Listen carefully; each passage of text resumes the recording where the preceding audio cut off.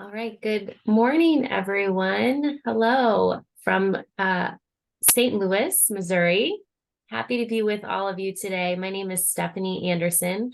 I am the manager of research translation here at the Center for Public Health System Science at Washington University in St. Louis.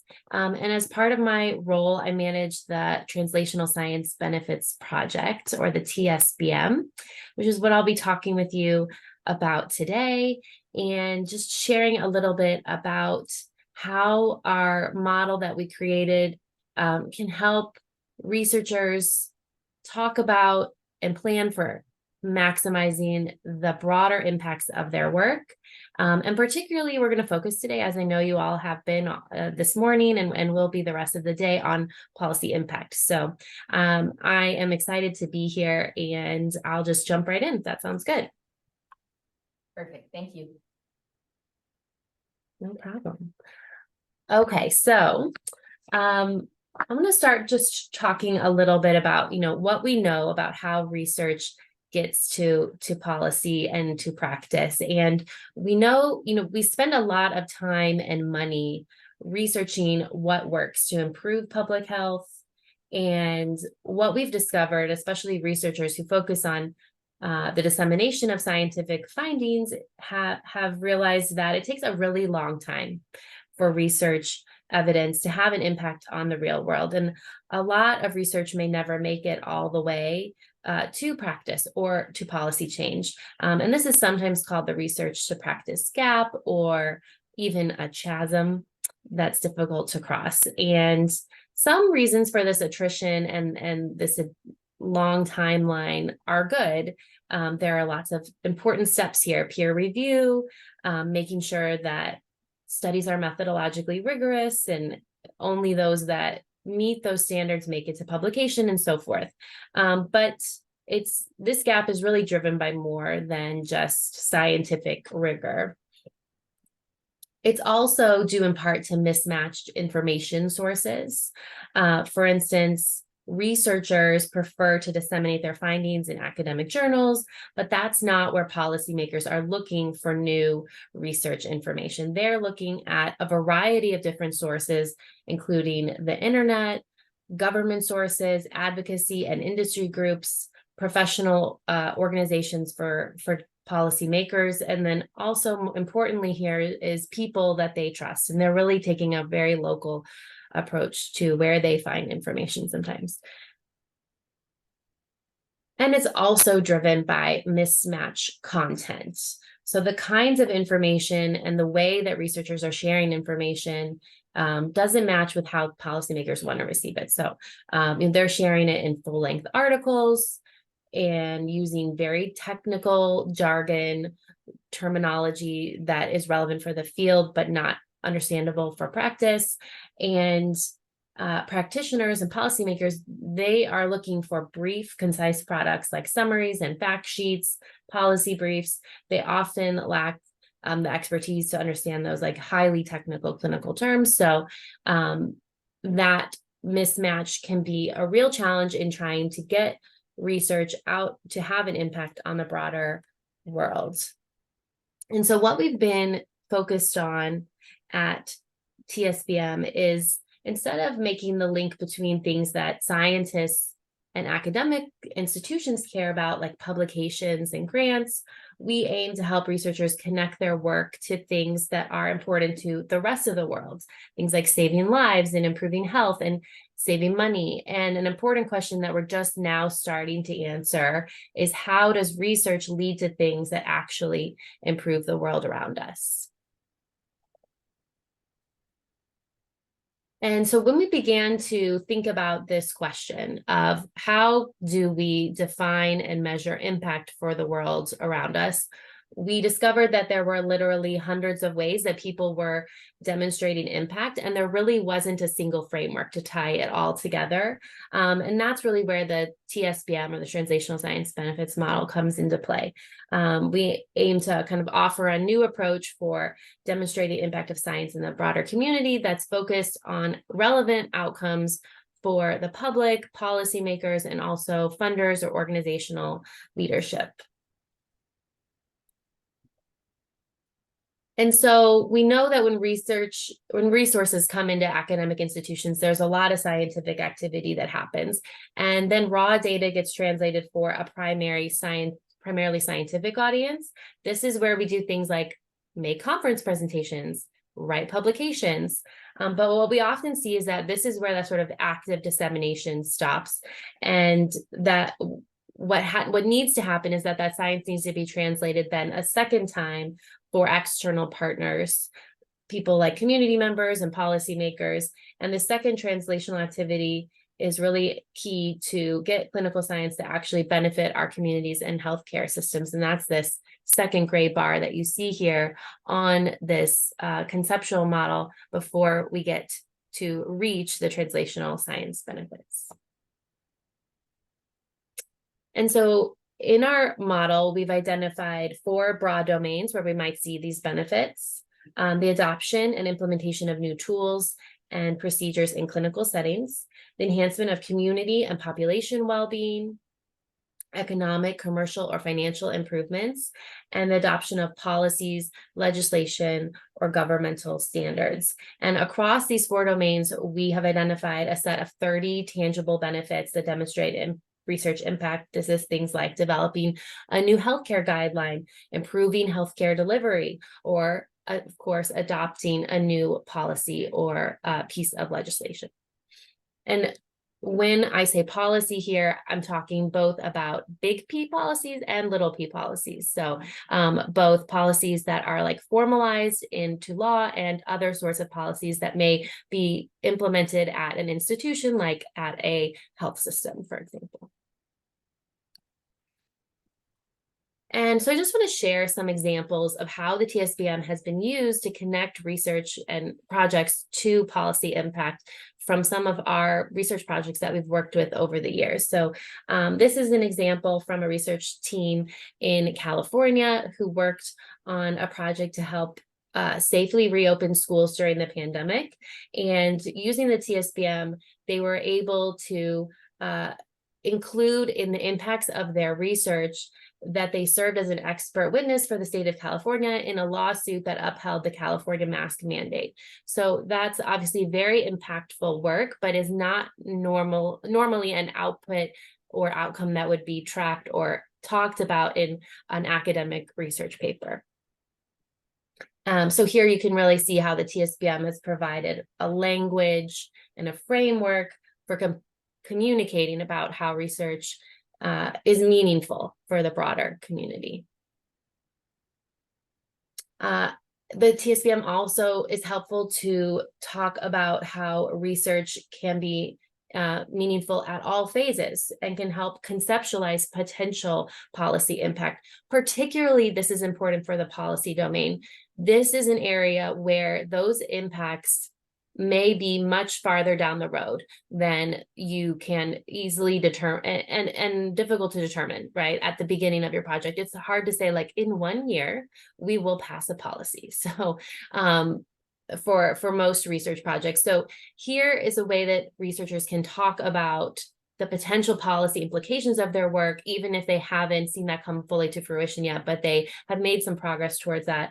This is a project that focused on improving health services for rural women veterans who don't have access to healthcare providers where they live, and they were able to, their focus is on creating telehealth supports for these veterans with the VA.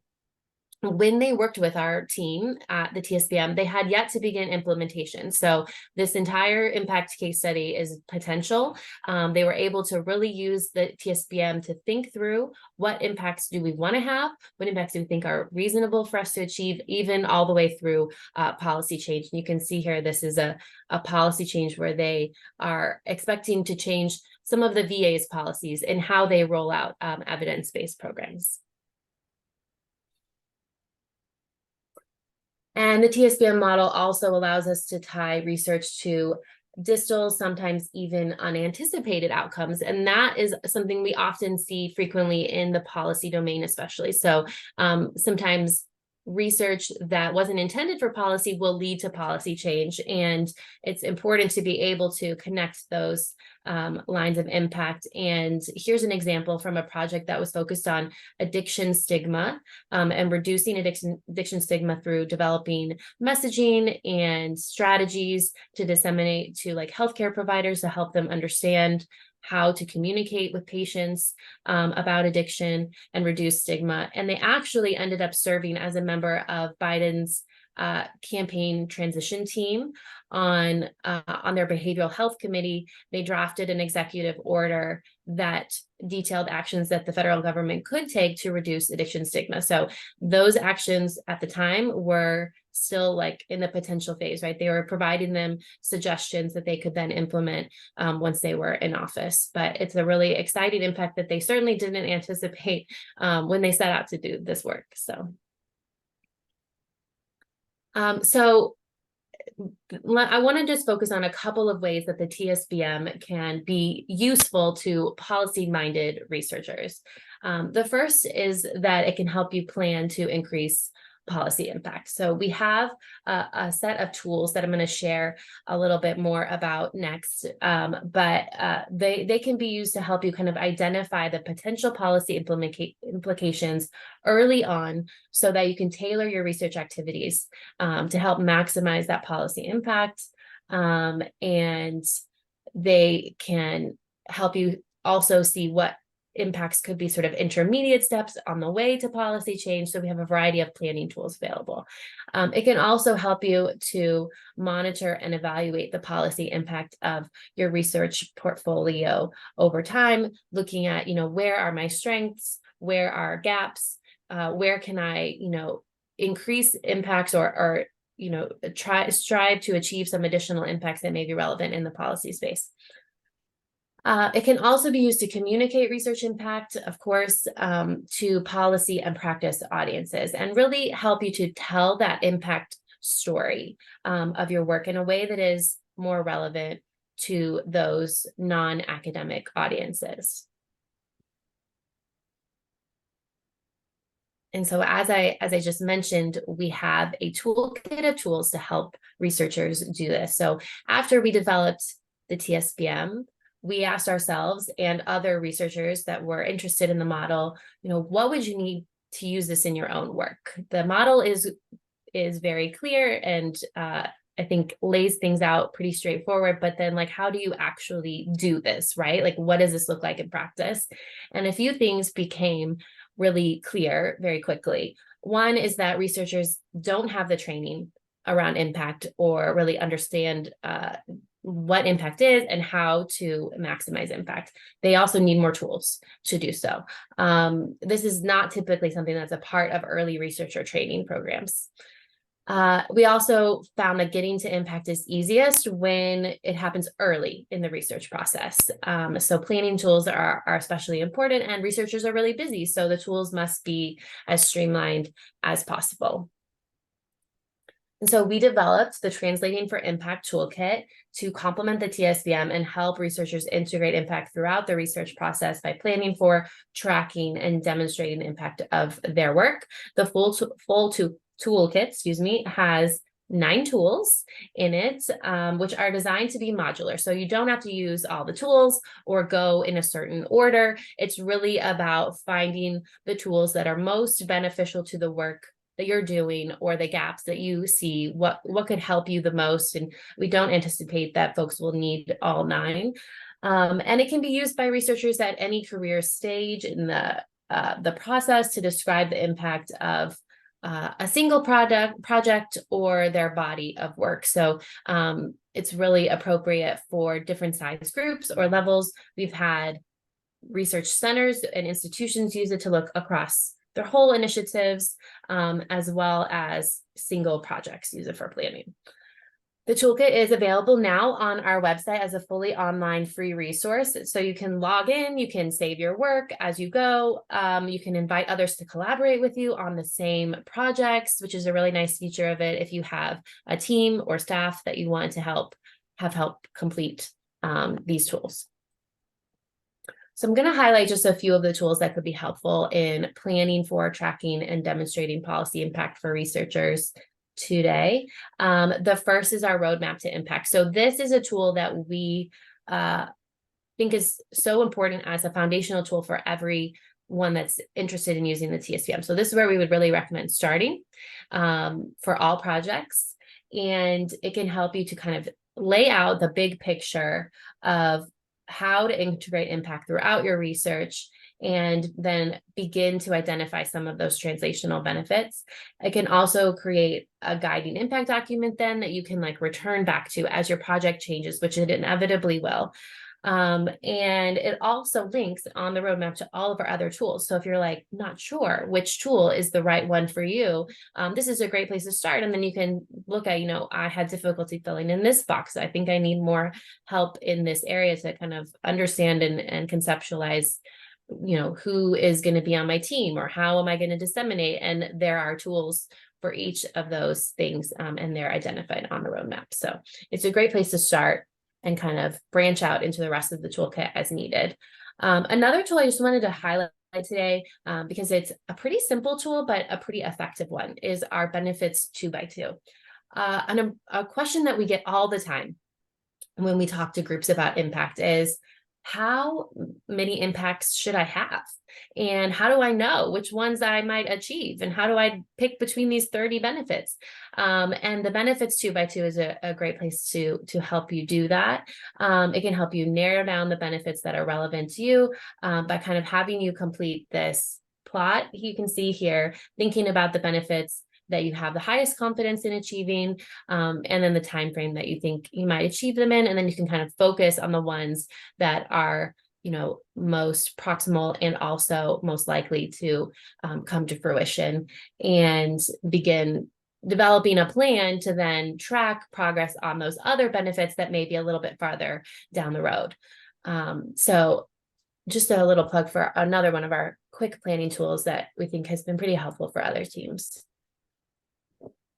We do have a tracking tool, which is our impact tracker. In this tool, it helps you to keep track of the impacts that are happening as you're going through your work. And we call these sort of intermediate impacts milestones. And so as you're achieving some milestones towards that end goal impact, you can have a place to record all that information. It makes it really easy to then create dissemination products later where you might talk about the impacts of your work because you have everything there in one place. And it can also help you to kind of think through what kinds of data would I need to be collecting, what kinds of resources would I need to have in place to do that, to kind of track these impacts over time. Like, how am I actually going to know that I achieved this? And what information do I need to be gathering along the way? So this is a great tool to kind of set you up for that. And then also as you're filling it out, you can see where you're kind of stalling or having setbacks on your path to policy impact. And then the last phase of our toolkit is dissemination, is the demonstrate impact phase. And in this phase, we have several tools, but the first one I wanted to highlight is our case study builder. This was actually the very first tool we developed before we had a toolkit. This has been out for a long time, and it really helps you kind of tell that how and why of your impact story, which we think, sort of that context about how this why this matters and how you developed it is so important to really fully understand the importance of the impact or benefit. So the case study is an effective vehicle to do that. And this tool lays out step by step everything you would need to create an impact case study. If you've been to our website before, or if you have a chance to go and visit it, we have lots of impact case studies available already that you can read through and kind of see what that would look like. We have over 25 now on a wide range of projects. You can see how clinical research trials have impacted federal policy, or how public health research led to policy change. Some of the projects are completed, they're like done, finished. Others are still actively conducting research. We even have a few, as I mentioned earlier, that have yet to begin implementation and use the TSPM to map out the potential impact of their work. I'm just going to talk quickly, show you just a couple examples of what those case studies include. All of our case studies include like a summary statement describing the problem that they're addressing and the overall impact that they're having. And then we include a table of benefits that links to the TSPM and identifies relevant benefits for their project. This is an example of a clinical project with demonstrated policy impact. So they had a clinical trial to increase the use of long-acting contraceptive in teens in the St. Louis area, actually, and their study results, they show that they decrease unintended pregnancies. Their study and their results were cited then in the U.S. Supreme Court Hobby Lobby case. And here's another example of another recent project that we just did. This is an ongoing project that's still very much in development with St. Jude Global, and they are focused on improving childhood cancer outcomes in Latin America by creating some diagnostic tools for hospitals to help identify when patients are when childhood cancer patients are really sick and need more serious intervening care. And they have a variety of outcomes. You can see here their impacts are quite extensive, but some of their policy impacts include like some countries in Latin America that have started to implement their diagnostic tools into their whole health system. So some of those health system level policy changes in, I can't remember the countries, but I think it's Mexico and Venezuela. So really exciting to see them, and they're continuing to grow and expand into Africa now. So that project is still very much adding to their ongoing benefits. And then the last tool that I wanted to just mention today is our impact profile. This is similar to the impact case study, but it is designed to be a little bit of a briefer tool that is more concise. So the case studies can sometimes be a little longer of a narrative, and if you have an audience that you think just like doesn't have the time or interest in reading a bigger case study, policymakers are definitely a possible audience here where this may be a more useful version for them. And this is a shorter, more brief project. It has about half of the amount of text as a normal case study, and it includes like the top 5 key highlighted benefits that you want to really address and show in your about your impact. So it's a great way to summarize your key benefits for certain audiences. Also, if you've developed a case study, another reason to do this is because you already have all of the information that you would need to create this product. So you can really layer your dissemination and have multiple ways to share about your work for different audiences. This makes a great one-pager. You can print this out, hand it out to people in a more physical form. With just a small investment of effort, right? Because you've already done all of the work to create a bigger case study. This is available as a PowerPoint template, so you can add your content to our sample layout. No expert graphic design skills needed. So.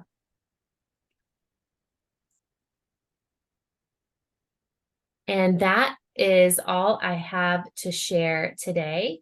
I'm happy to chat, answer any questions you may have. Appreciate all of your time, and I hope that was useful to you. That was perfect. Thank you so much, Stephanie. Sure. Any questions? I can start it off with a question. So, and you kind of answered it with the case studies and the impact profile. I was wondering if anyone to date has achieved benefits in each domain. So clearly people have done that.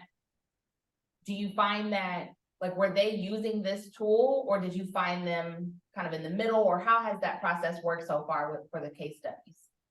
Yeah, so most of our case studies have not achieved benefits in each domain. That's maybe more uncommon than it is common, but some have. A lot of those projects I think are a little bit farther along. So some of their work, it just takes time to achieve that many benefits. We see on average that people are, achieving benefits in 2 to 3 of the domains. An average number of benefits is around like 7 out of the 30. So, just to give you kind of some parameters on where people are usually falling. I think the St. Jude example that I showed is maybe more of an outlier in that they have quite an extensive list of benefits, right? So we're not seeing that with every project, and that's maybe not really appropriate for the scope of every project. So they're just sort of different size and scale projects. For sure, that makes a difference in whether they're able to achieve or even want to achieve impacts in all 4 domains, whether that's their goal. But we have seen that I think, projects that have started to use the TSPM earlier in planning, it can sort of help them to identify an additional domain or two where they may have an impact that they may not have considered before. I think a big one for that is the economic domain. That's not an area where we see researchers or research teams investing a lot of time and resources initially. But when they see the potential link there, our hope is that helps them to grow towards realizing some of those potential impacts in that domain after they sort of make some of those connections. And that's what we've heard is, using the TSPM planning tools helps me to kind of realize that I may have an additional impact in another domain that I hadn't thought about. So. Thank you. I have really more of a comment. I just wanted to say I thought this was incredibly fascinating and I really love it. I lead a team that puts together large interdisciplinary center level proposals, and addressing impact is always a challenge, particularly when the PIs are basic scientists and not clinicians, just that like gap in thinking that you addressed earlier. So I love this and I can't wait to try and get the teams that we're working with to use it. So thank you. Yeah, great. I'm so glad to hear that. The TSPM was originally designed as more of as an evaluation framework, really. I mean, we are the evaluation team for our CTSA here at Washington University. And we wanted to be able to demonstrate the impacts of all of our projects and really relate them back to what we felt were really key, meaningful impacts that we weren't seeing represented in some of those like regular metrics that we were pulling. So just to say, we are using it actively, and we've seen other teams use it to kind of look at those center level impacts, to do things like asking in pilot grant applications for people to identify potential, like 3 to 5 potential TSPM benefits, to just get them thinking about this early, track this earlier in their work, and then sort of follow that through to see whether they're achieving those benefits. So I think it has a lot of potential for that application. And we also are currently putting together a work group to look at adapting the TSPM to include more basic science. So stay tuned. Do you have current plans on just scaling this, getting this out there more? Like, how do you proceed doing that? I mean, I clearly see the benefits already. I missed the end of your question, but I think I heard, so tell me if there's a part that I missed, but plans for scaling the TSPM and getting it out there more. Is that correct? Yes. Okay.